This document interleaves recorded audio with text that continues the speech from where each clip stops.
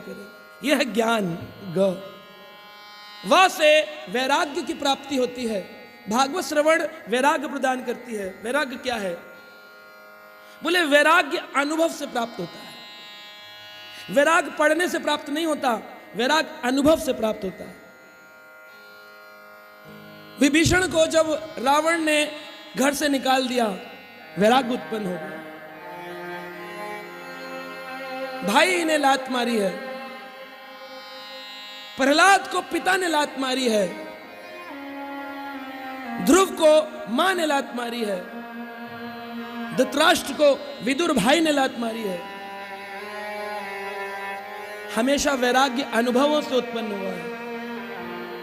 और जिनको लात नहीं पड़ती ना, उनको वैराग्य आता भी नहीं। तो वैराग्य पाने हेतु जीवन में या तो बात लग जाए, किसी की गहरी बात लग जाए कि अरे प्रभु जी ऐसा बोल गए, आज तो बदलूंगा अपने जीवन को, या तो बात लग जाए या तो किसी की लात लग जाए, बस, वरना वैराग्य आता नहीं। एक बहुत सुंदर कथा आती है शास्त्रों में। एक बहुत बड़े उज्जैन के साधु थे। उन्होंने बड़ी तपस्या करके एक फल प्राप्त किया। उस फल का नाम था अमर फल। जो इस फल को खाएगा वो अमर हो जाएगा। अमर फल जब प्राप्त हुआ उस साधु को, साधु ने कहा मैं क्या करूंगा इस अमर फल का, अपने राजा को जाकर देता हूं। राजा कौन थे?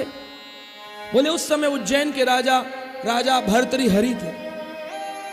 सुना है आपने? भर्तृहरि। राजा भर्तृहरि को जाकर साधु ने फल दिया। बोले राजा जी आपके लिए अमर फल, इसे खाइए, अमर हो जाइए, आपके जैसा राजा अमर रहे। जय हो राजा जी की। राजा ने उस अमर फल को अपनी रानी को दिया कि रानी मैं तुमसे बहुत प्रेम करता हूं, तुम अगर अमर रही तो मैं संसार का भोग कर सकूंगा, इसलिए ये अमर फल मैंने अपनी रानी को दिया। रानी ने राजा को धन्यवाद कहा, राजा जी आप इतना प्रेम करते हैं, मुझे अमर फल दिया है। रानी ने वो फल ले जाकर के वहां पर एक घोड़ा चलाने वाला सेनापति था, जो कि रानी से धन लेता था और उसे सुख देता था। तो उस रानी ने अपने सेनापति को, घुड़सवार को, चीफ आर्मी, उसको फल दिया। कहा तुम हष्टपुष्ट रहो, अमर रहो, तो मुझे सुख मिलता रहेगा। राजा पे तो समय ही नहीं। उस सेनापति ने उस अमर फल को ले जाकर के एक नर्तकी थी नाचने वाली, उस नर्तकी को दिया। बोले तुम इतना सुंदर नाचती हो, अगर तुम रही तो मुझे आनंद की अनुभूति होती रहेगी, ये फल मैं तुम्हें देना चाहता।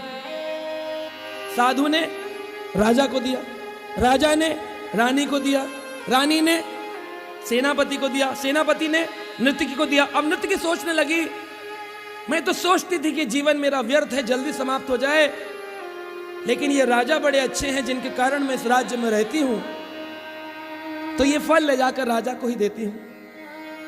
फल ले जाकर राजा के सामने खड़ी, बोली राजा आपके लिए कुछ लाई हूं। राजा बोले कौन सी भेंट लाई हो? अमर फल। ये अमर फल तुम्हारे को कैसे मिला? कहा मुझे सेनापति ने दिया। सेनापति तुम्हें अमर फल किसने दिया? अब चुप।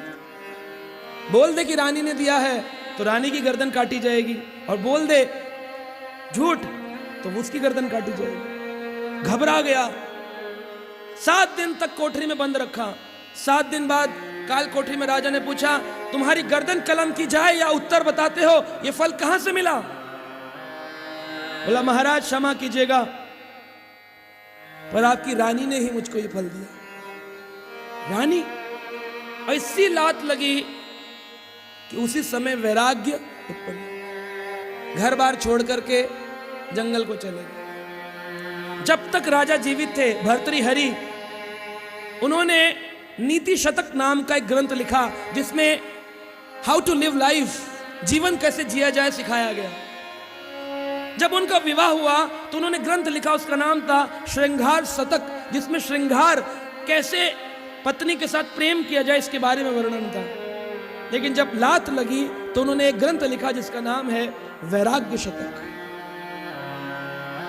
100 पद लिखे, 100 सेंटेंसेस वैराग्य के लिए, जिसमें कहते हैं धिक्कार है वो रानी जिसको मैं प्रेम करता था, धिक्कार है वो सेनापति जिसको मैं धन देता था, धिक्कार है, धिक्कार है, धिक्कार है। और अंत में कहते हैं धिक्कार है मुझे अपने आप पर जो इस संसार को अपना मानता रहा, धिक्कार है, थू है।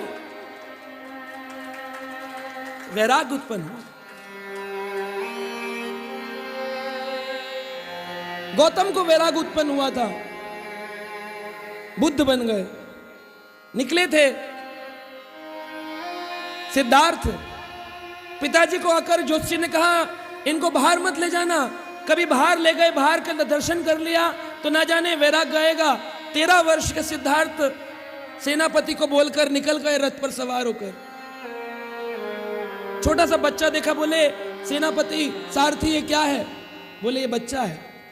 ये बच्चा क्या होता है? बोले हर जीवात्मा को इस संसार में पुनरअपि जननम आना पड़ता है, यह बच्चे का रूप लेना पड़ता है। अच्छा, आगे गए, देखा अर्थी जा रही है, बूढ़ा व्यक्ति जा रहा है। बोले ये क्या है? बोले हर व्यक्ति जो बच्चा होता है उसको एक समय बूढ़ा होना पड़ता है।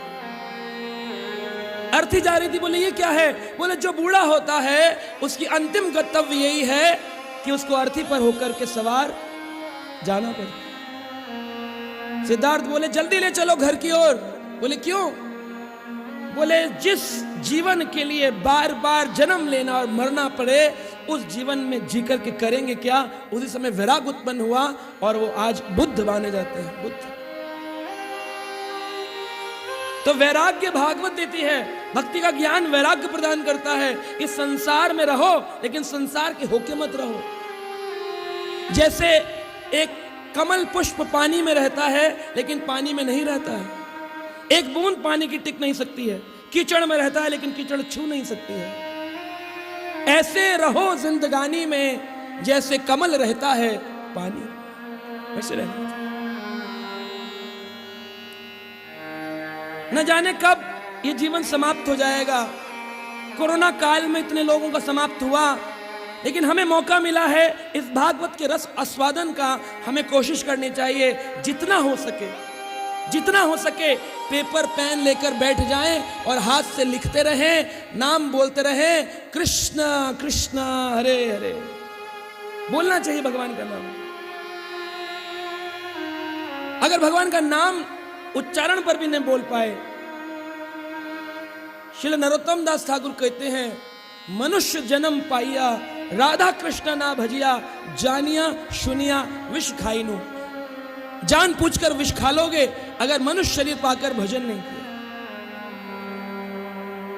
तो वैराग्य उत्पन्न कराती है यह भागवत। अभी यहां पर अगर किसी मंत्रीगण को बुलाया जाए तो बहुत सारे लोग उनके पीछे पीछे आएंगे, हमारा नाम मंत्री जी, हमारा भी नाम। अनाउंसमेंट सबको चाहिए लेकिन रिनाउंसमेंट किसी को नहीं चाहिए। असलियत में भगवान की प्राप्ति रिनाउंसमेंट में है, अनाउंसमेंट में नहीं। सो ट्राई टू बी रिनाउंसिएट, वैराग्य लाओ अपने हृदय के अंदर। और ता, भागवत का आखिरी अक्षर है ता। ता का मतलब